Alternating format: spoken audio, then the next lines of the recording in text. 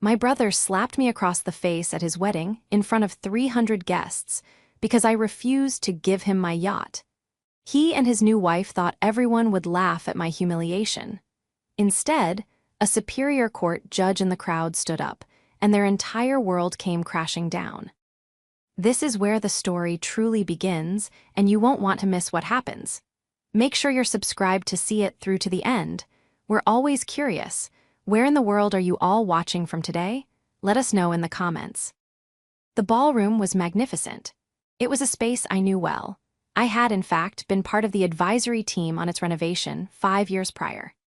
The soaring ceilings, the acoustic paneling disguised as Art Deco reliefs, the way the light from the crystal chandeliers caught the gold leaf inlays, it was a masterpiece of modern design.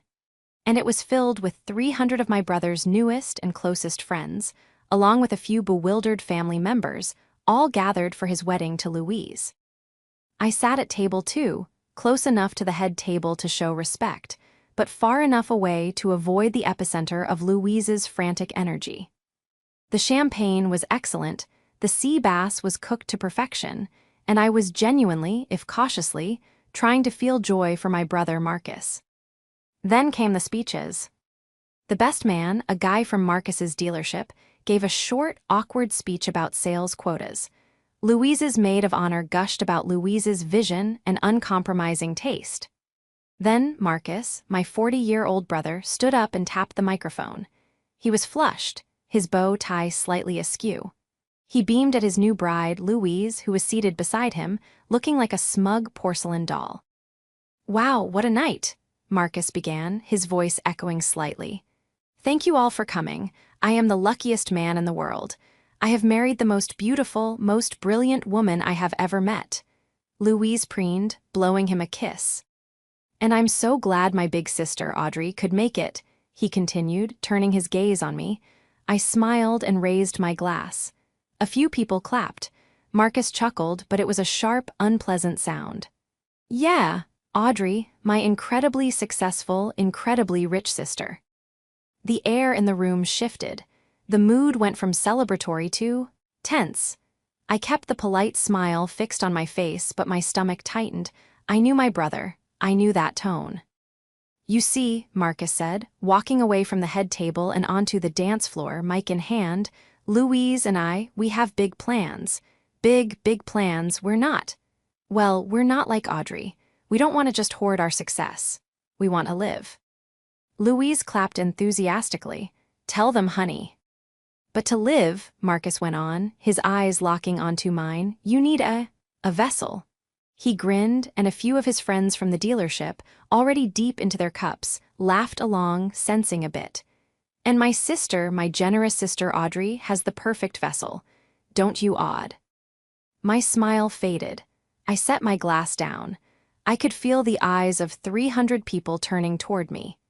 Judge Kevin Vance, a man who was practically an uncle to me and who was sitting at table 1, gave me a look of profound concern. "So, Audrey," Marcus said, his voice now a booming, theatrical demand, "Louise and I have decided. We're going to start our new life tomorrow. We'll be taking the Aria for our honeymoon. Indefinitely. So, as my wedding gift, my real, final wedding gift, where are the keys?" He held out his hand, palm up, expectant. The room was deathly quiet. This was not a joke. This was an ambush. This was the culmination of 6 months of escalating, insane demands. I slowly rose to my feet, smoothing the front of my silk dress. I kept my voice low, polite, but firm, as if speaking to a client who had just made an impossible request. "Marcus," I said, my voice carrying in the silence, "we discussed this. I am so happy for you. The $300,000 I gave you is for a down payment on a house or for any honeymoon you could possibly dream of. But the Aria is not a gift. It's not on the table. It was never on the table." Marcus's face, which had been stretched in an arrogant grin, collapsed. What did you say?" "I said no, Marcus," I repeated, still quietly. "I'm not giving you my boat. Now please, sit down, you're embarrassing yourself." Louise let out a sound like a punctured tire.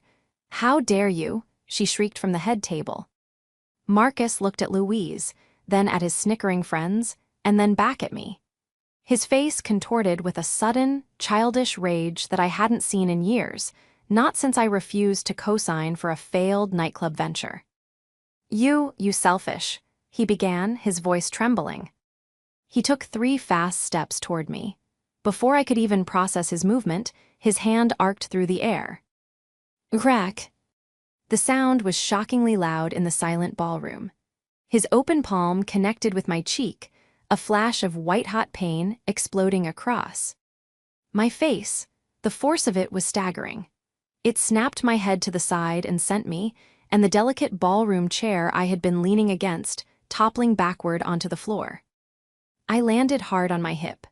For a half-second, the only sound in the room was the clatter of my chair on the marble, and a single, shocked gasp from Judge Vance's wife.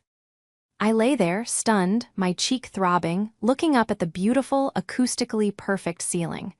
I could see Marcus standing over me, breathing hard, his hand still raised. He looked shocked at his own actions, but then his eyes met Louise's. She was smirking. He thought this was his moment of triumph. He thought 300 people would see a spoiled, rich sister get her comeuppance.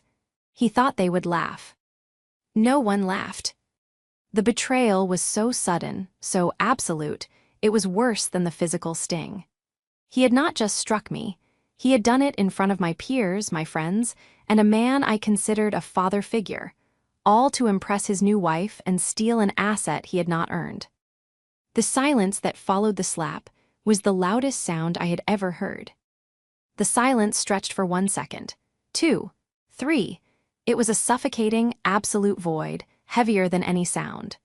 300 guests were frozen, forks halfway to mouths, glasses paused in the air. All I could hear was the ringing in my own ears and the sharp, shallow breathing of my brother, who was still standing over me, his hand tingling from the impact. He looked down at me on the floor, his 46-year-old sister, the woman who had paid for his MBA, the woman who had bylaid him out of 2 separate foreclosures, and his expression wasn't remorse. It was a terrifying, smug justification. He had won. He had publicly dominated me. "Well," he stammered, trying to regain the jovial tone. "I guess that's a no then, huh?" He let out a forced, bark-like laugh, turning to his friends, expecting them to join in. Not a single person moved. Louise, from the head table, was the only one smiling. "Good one, baby," she called out, her voice slicing through the tension like a shard of glass. She needed that. I pushed myself up onto one elbow, my cheek burning, my hip aching from the fall. My mind, the architect's mind that lives on logic and structure, was frantically trying to build a framework for what had just happened. This wasn't a family squabble. This was a crime. "Marcus." The voice that spoke was not mine. It came from Table 1, and it was not loud, but it carried the effortless, unimpeachable authority of a man who had commanded a courtroom for 30 years. Judge Kevin Vance, his face a mask of cold fury, slowly pushed his chair back and stood to his full height. He was 65 with a shock of white hair, and in that moment he seemed 7 feet tall. He placed his napkin neatly on the table. He was not a guest anymore. He was the law. "Marcus," he repeated, his voice cutting through the ballroom. Every head snapped toward him. My brother, who had been puffing his chest out, visibly deflated. "Hey, Judge Vance, just a little family joke. You know how sisters can be." Judge Vance took 1 step toward him. "That was not a joke," he said, his tone flat and glacial. "That was assault. In some jurisdictions, with the fall, it could be battery causing bodily harm." Marcus froze, the color drained from his face.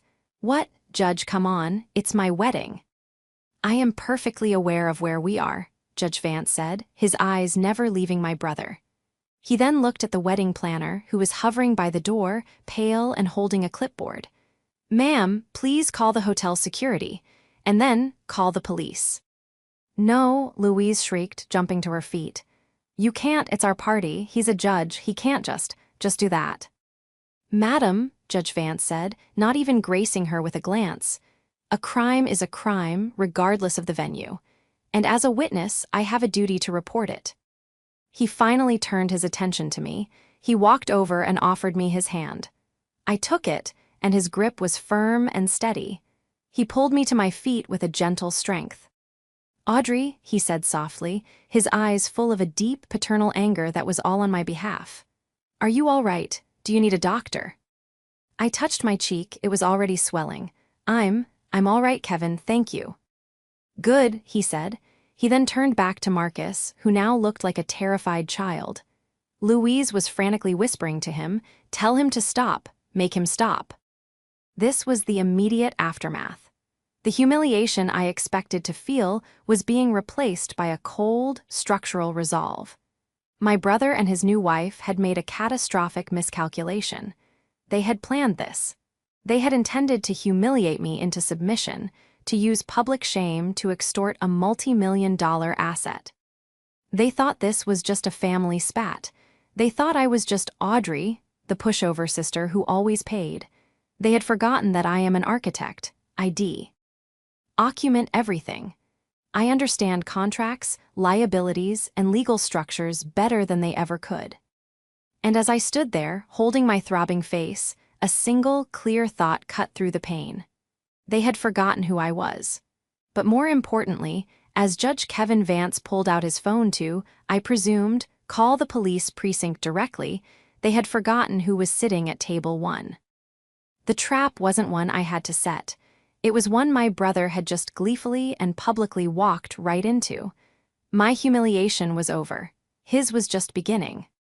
This moment wasn't born in a vacuum. It was the culmination of a lifetime of resentment, a resentment I had foolishly mistaken for simple sibling rivalry. For as long as I could remember, I was the responsible one, and Marcus was the charming one. Our parents, good people but hopelessly traditional, had poured their modest resources into me, their brilliant daughter.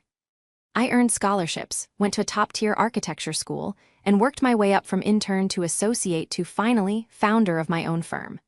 My firm specialized in sustainable, high-end properties, and my reputation for meticulous, innovative design had brought me a level of success I was both proud of and quiet about. The Aria, my custom-built yacht, wasn't a toy. It was the physical manifestation of my life's work, a 5-year project where I had designed every single bulkhead, every piece of reclaimed teak, every solar-powered system. It was my sanctuary.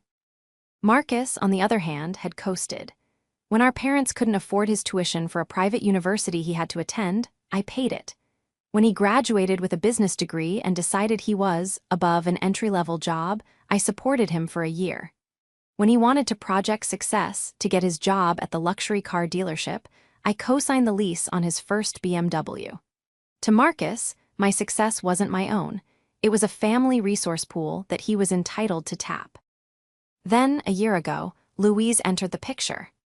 I met her at a family dinner. She was all wide eyes, frosted pink lipstick, and endless, breathless compliments. "Oh, Audrey, your house, it's just everything. Marcus told me you were talented, but my God." She claimed to be a brand consultant, a vague title that, as far as I could tell, meant she took artistic photos of expensive lunches for an audience of 1,200 followers. Her obsession with my life was immediate and unnerving. She didn't ask what I did, she asked what things cost. What was the square footage of my home? Was my car leased or owned? How many weeks a year did I use the Aria? It was Louise who found the promise. One night, over wine, Marcus was complaining about his commissions. "I'll never get ahead," he whined. "I'll be 40 and still renting." Trying to be encouraging, I had laughed and said, "Don't be so dramatic. You're doing fine. When you finally get married, you can borrow the Aria for your honeymoon. Go to Greece. You'll feel better." It was a throwaway line, a kind gesture. To Louise, it was a verbal contract.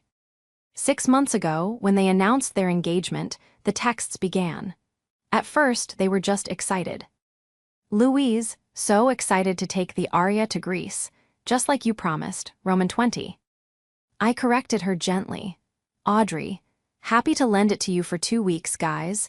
Just let me know the date so I can coordinate with my captain." A week later, the first shift. Marcus, Louise was thinking Greece is too cliché. We're thinking a 6-month full Mediterranean tour. That's cool, right? Since it's our honeymoon. Audrey, Marcus, I can't lend you the boat for 6 months. It requires a full-time crew, and the operating costs are astronomical. I offered 2 weeks. Marcus, wow, way to be selfish. What are operating costs to you? It's like a rounding error. I ignored that. Then, 2 months ago, the real demand. They came to my design studio, unannounced, on a busy Tuesday. Louise did all the talking. Audrey, she said, sitting at my conference table as if she were a client. We've been thinking, a loan is just, it's messy, and frankly, it's a little insulting. Insulting, I repeated, my pen hovering over a blueprint. Yes, it's like you're still treating Marcus like a child, she said, placing her hand on his. We're a power couple. We have a brand to build, and a boat that isn't ours just doesn't fit our narrative. I stared at her. What are you talking about? Marcus and I have decided that for our wedding gift, instead of just lending us the aria, you're just going to give it to us, Louise said, with a bright, empty smile. We've already talked to a broker. A gift is cleaner. We'll take ownership, use it for a year to build our travel brand, and then probably sell it to fund our next venture. I was so stunned, I actually laughed. Louise, that boat is worth over $12 million. I am not giving you my boat. Marcus's face darkened. Why not Otter? Why, you never even use it. You're always working. What's the point of having all that money if you don't help your family? Helping you, I said, my voice turning cold, is not the same as liquidating my most significant personal asset for you. The answer is no.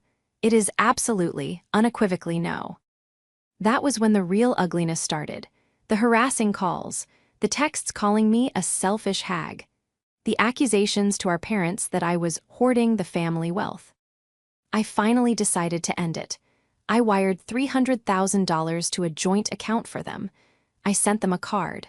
For your honeymoon or a down payment on a house, please enjoy, but the aria is not, and will never be, a gift.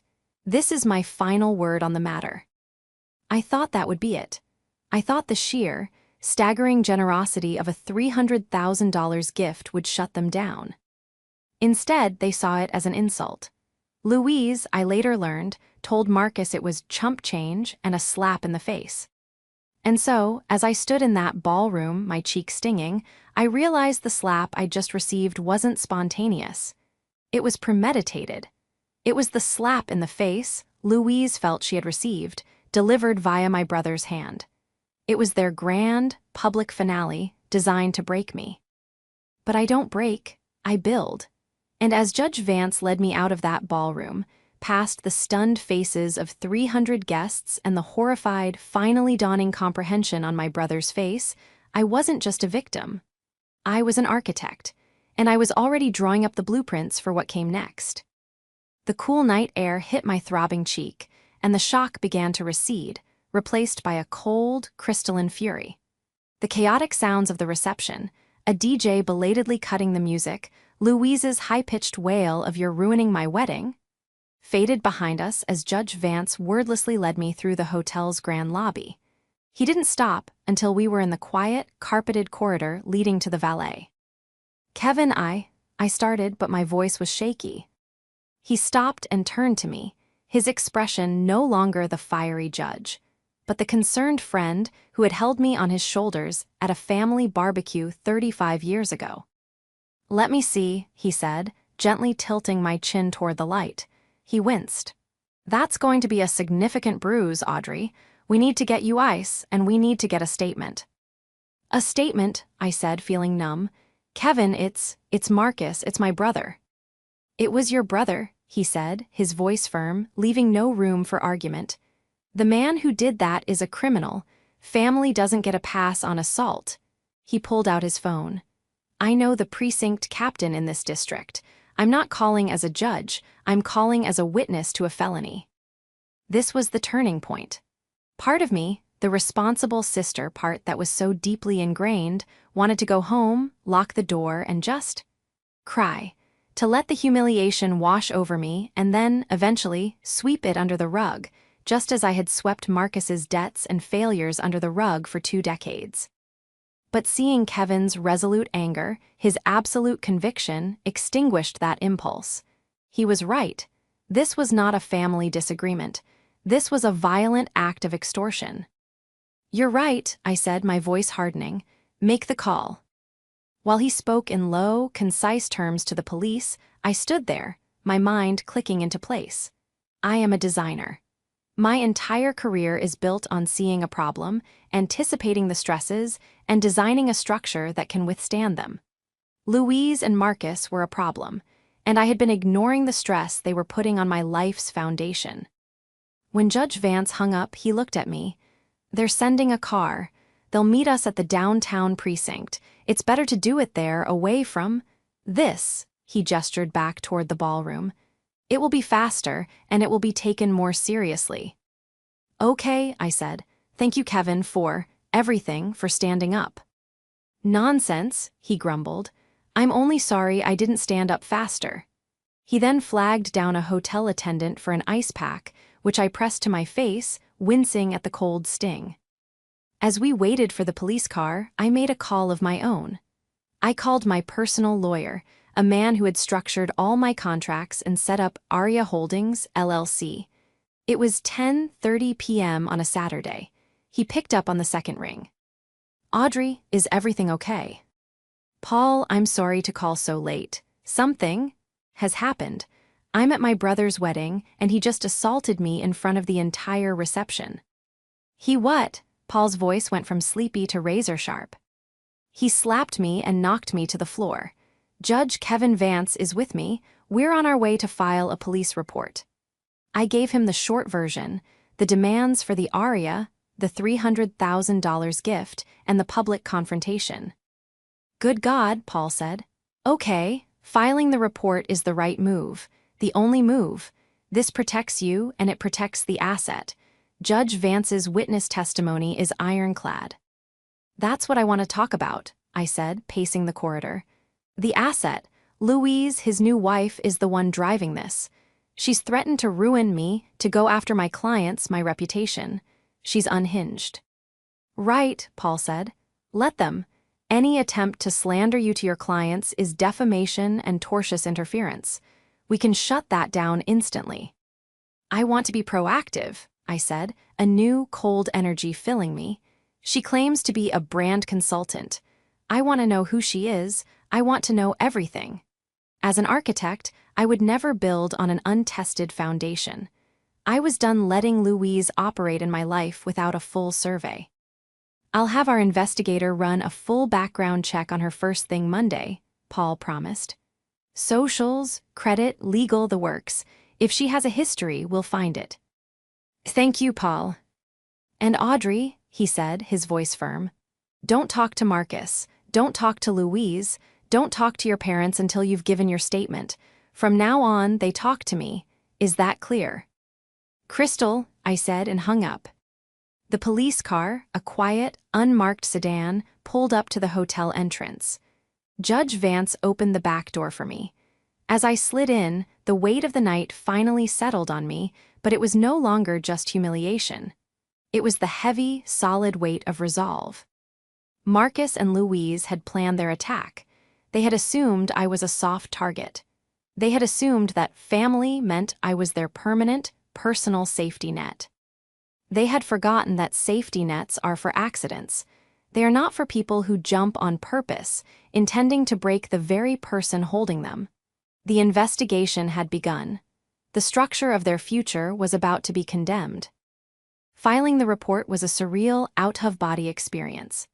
Judge Vance sat beside me, a silent, powerful presence, as I recounted the evening's events to a detective who seemed to grow increasingly grim.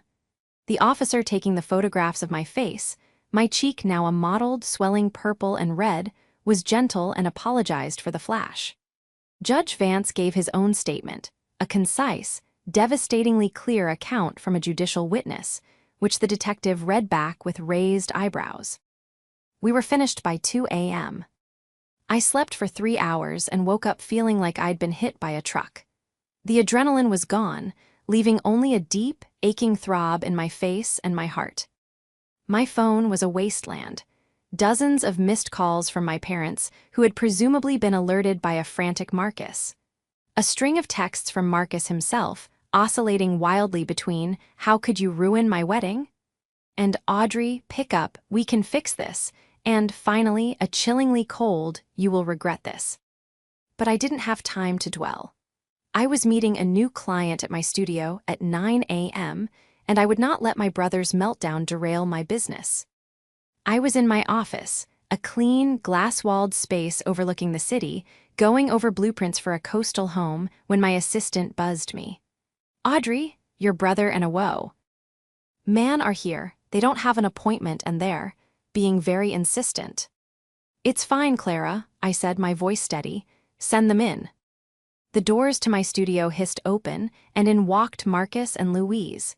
They were not dressed for an apology. They were wearing matching, expensive-looking sunglasses, and both were holding large coffees. Louise was in a white sundress, as if she were still the blushing bride. Marcus looked haggard, but his jaw was set in stubborn anger. "You need to call them," Marcus said, not even bothering with a hello. He ripped his sunglasses off. "You need to call the police right now and drop that ridiculous report." I leaned back in my chair, deliberately not standing. I simply looked at him, my bruised face on full display. "No." "What did you say?" he snapped. I said no, I will not be dropping the report. You assaulted me, Marcus. That's not something we fix. That's a crime. "It was a slap," Louise chimed in, stepping forward. "My God, you're being so dramatic. He was drunk. It was his wedding. You embarrassed him. You embarrassed me." I turned my cool gaze to her. "You are not welcome in my office, Louise. You are not welcome in my life. You need to leave." "We're not leaving," Marcus said, planting his hands on my desk, scattering a set of my carefully arranged drafting pencils. "We're not leaving until you fix this. You've already given your statement or whatever. Just call them and remember what happened. Say you were drunk and you fell. Say anything. Just make it go away." "So," I said, steepling my fingers, "you're not here to apologize for the assault. You're here to ask me to commit a crime, to file a false report." "It's not," Marcus sputtered, "it's just fixing a family problem." This was it. This was the moment. The arrogance, the total lack of remorse, the sheer, unmitigated entitlement, it was all so clear. "Sit down," I said. It was not a request. Surprised by my tone, they both hesitated. And then, like disobedient children, they sat in the two Eames chairs opposite my desk.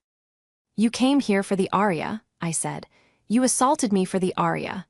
You are here, demanding I lie to the police for the aria. You have built your entire future on this one, single asset." "It's what you promised," Louise hissed. "I promised nothing," I said, my voice like ice. "But you two are so blinded by your greed that you didn't even bother to do 5 minutes of research." I swiveled in my chair to my computer, pulled up a file, and turned the large monitor toward them. On the screen was a PDF, the Articles of Incorporation for Aria Holdings, LLC. Marcus squinted. "What is this? More of your boring work stuff?" "That," I said, "is the legal owner of the aria. It's a limited liability company. It's not my personal property. It's a corporate asset held by my holding company for insurance, liability, and tax purposes." Louise looked confused. "So, just sign it over. The company, the boat, whatever." I almost laughed. "You really are that dense, aren't you? Louise, if I, the sole officer of this LLC, were to gift its only asset, a $12 million asset, to a family member for zero consideration, do you know what that's called?" I leaned forward. "It's called corporate malfeasance. It's called tax fraud. It's the kind of thing that doesn't just trigger a fine, it triggers a full-blown federal audit of me, my company, and the recipient of the fraudulent gift. It's the kind of thing that can get a professional license, like, say, an architect's license, revoked. It's the kind of thing that can lead to jail." I let the words hang in the air. Marcus was pale. Louise was, for the first time, speechless. "You didn't just ask for a boat," I said, turning the monitor back to myself. You demanded I commit a felony. You assaulted me because I refused to commit a felony for you. So no, Marcus, I'm not calling the police to drop the charges. In fact, I've already spoken to my lawyer. He's very interested in this conversation. I gestured to the small speakerphone on my desk, where a tiny green light was illuminated. This is Paul Anton, counsel for Ms. Audrey. Paul's voice suddenly filled the room, crisp and professional. Marcus, I have a recording of this entire conversation, including your request for my client to file a false police report. That's witness tampering. I'd advise you and your wife to leave the premises immediately before I add that to the complaint. Louise shot out of her chair as if it were on fire. You recorded us. You are in a private place of business, and you were informed you were not welcome, Paul's voice replied. Get out. Marcus stared at me, his eyes wide with a new kind of terror. The anger was gone, replaced by the dawning, sickening realization that this was not a family argument. It was a legal battlefield, and he had just shown up with a water pistol while I was sitting in a tank. Audrey, he whispered, please. Get out of my studio, Marcus, I said, my voice flat. Get out now. They practically ran for the door. As it hissed shut behind them, I let out a breath I didn't even know I was holding. The confrontation was over. The first pieces on the board had been set, and I had just taken their queen. The recording of Marcus's attempt at witness tampering was, as my lawyer Paul put it, a gift. It was immediately sent to the district attorney's office, along with a formal request for a restraining order against both Marcus and Louise. The assault charge was now rock solid, and the DA, smelling an easy, high-profile conviction thanks to a judge's testimony, was pursuing it aggressively. Louise, however, did not go quietly.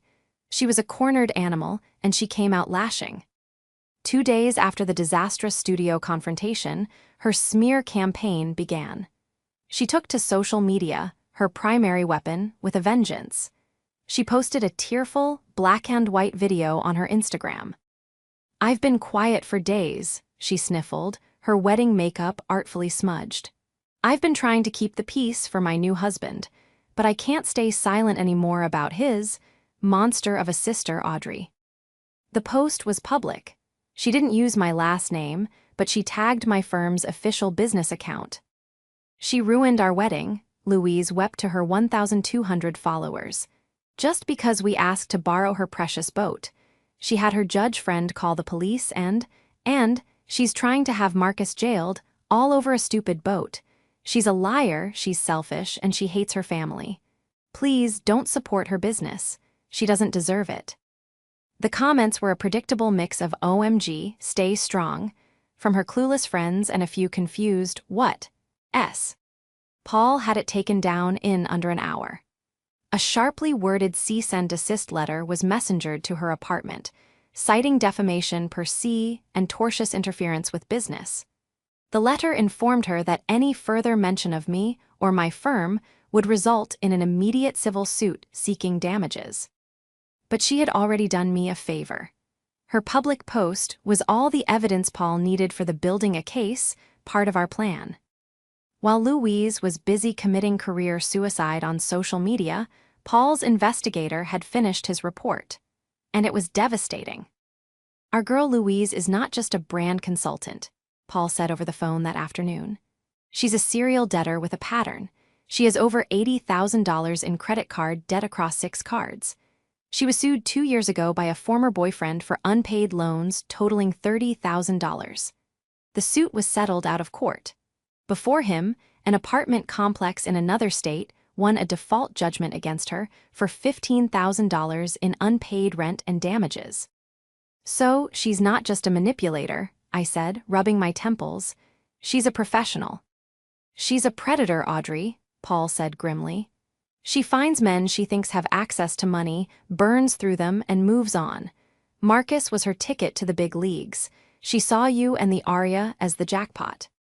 My heart ached for my brother. He was a fool, yes. He was weak and entitled and now violent, but he was also a victim. He was a tool for this woman to get to me. This brought us to the second, more difficult confrontation: our parents. They had been calling me nonstop, leaving tearful, angry messages. "How can you do this to your brother? You're tearing this family apart. He made a mistake." I had agreed to meet them at their house, but on my terms. I would not be alone with Marcus. I would come, present my side, and leave. I arrived on Sunday, a week after the wedding. My bruise had faded to a sickly yellow-green. My parents met me at the door, their faces etched with worry. "Audrey, thank God," my mother said, trying to hug me. I stiffened, and she pulled back. "Where is he?" I asked. "He's in the kitchen," my father said, his voice heavy. "He and Louise they're a mess. This is killing them, Audrey. You have to stop this." "I am not stopping anything," I said, walking into the living room. "I am the victim, remember." Marcus and Louise were sitting on the couch, looking like sulking teenagers. The moment Louise saw me, her eyes narrowed with pure, unadulterated hatred. She spat, "you got my Instagram shut down." "That was my lawyer," I said calmly. "And that's just the beginning if you don't stop. Now I'm here to talk to Mom and Dad." I turned to my parents.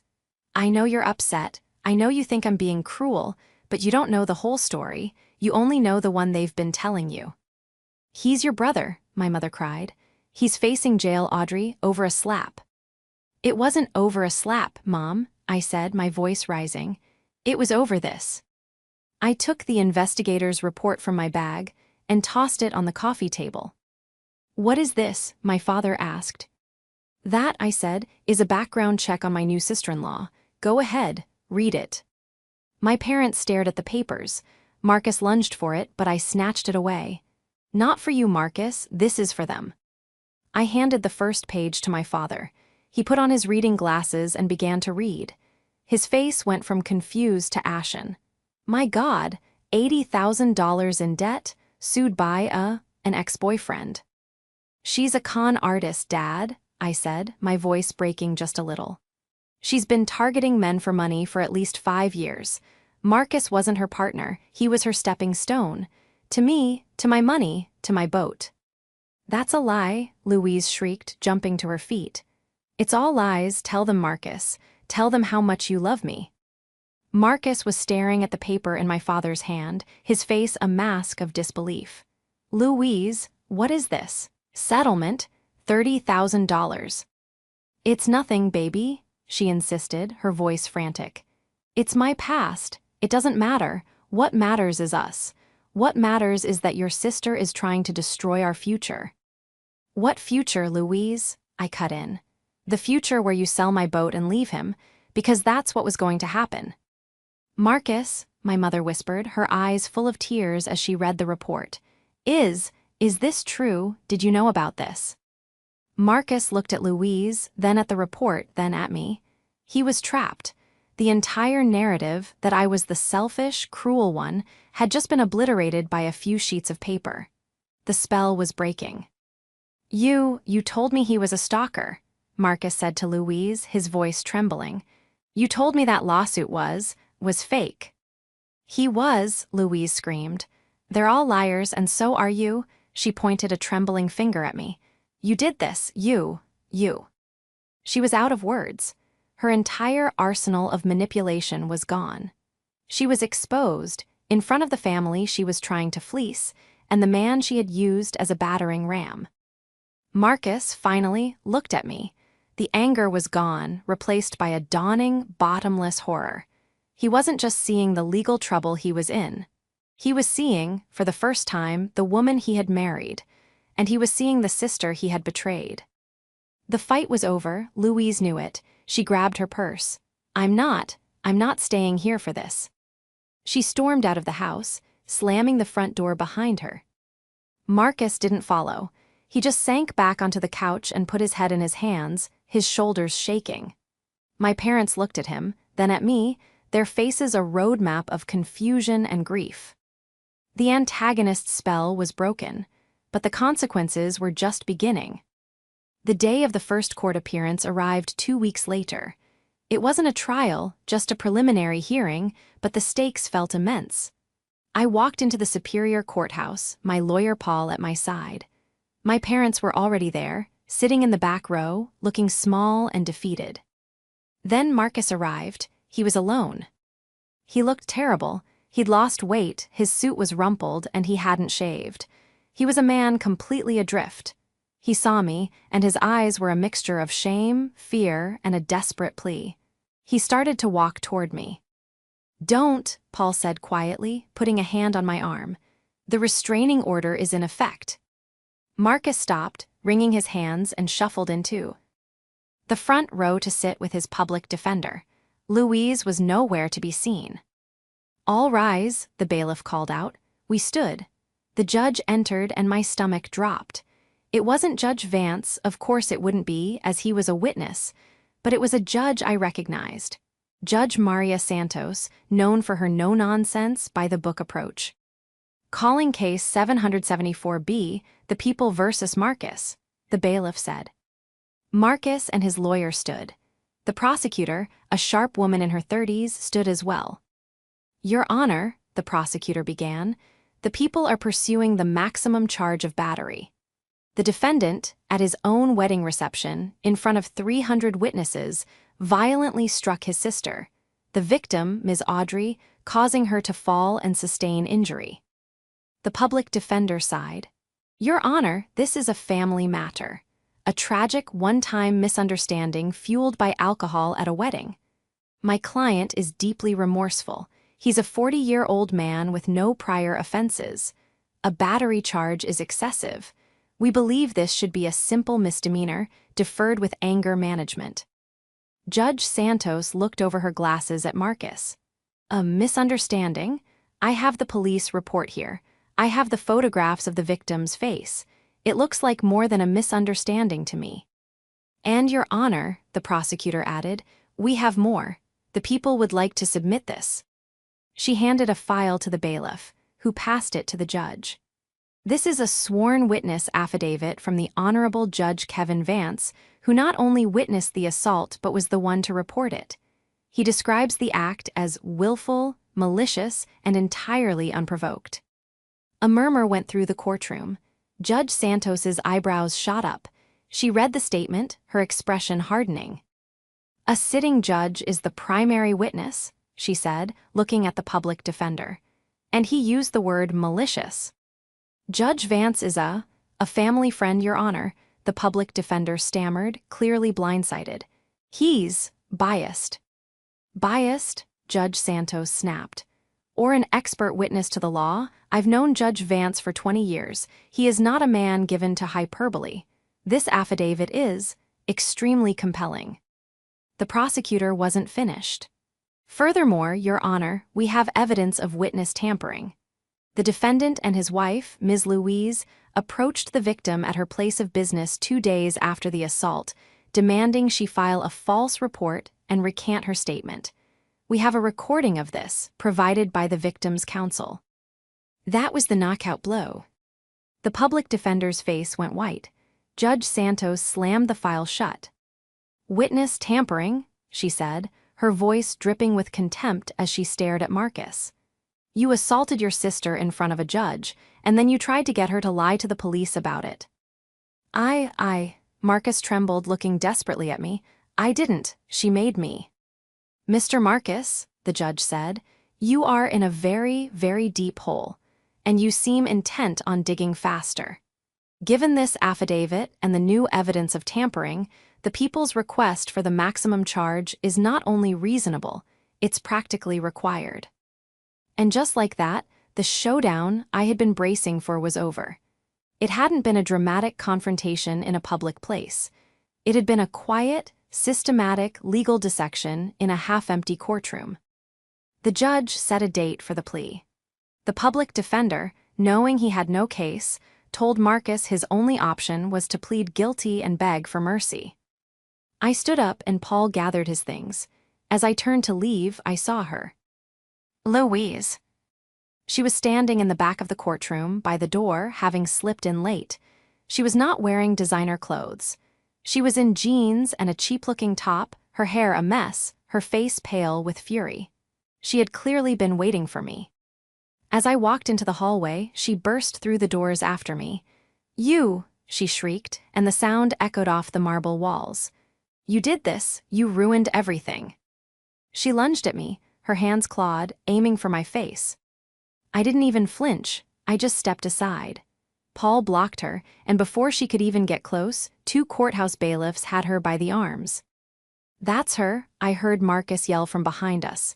He had run out of the courtroom, his face a mask of frantic realization. He wasn't yelling at me, he was yelling to me.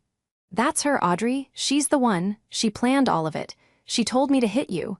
She said everyone would laugh." It was a final, pathetic, desperate act of self-preservation, but it was also the truth. He was throwing his wife to the wolves to save himself. Louise, held fast by the bailiffs, seemed to collapse.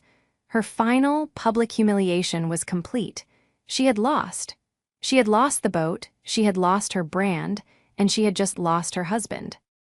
"Get her off me," she screamed, but there was no fight left. It was the sound of a hollowed out shell.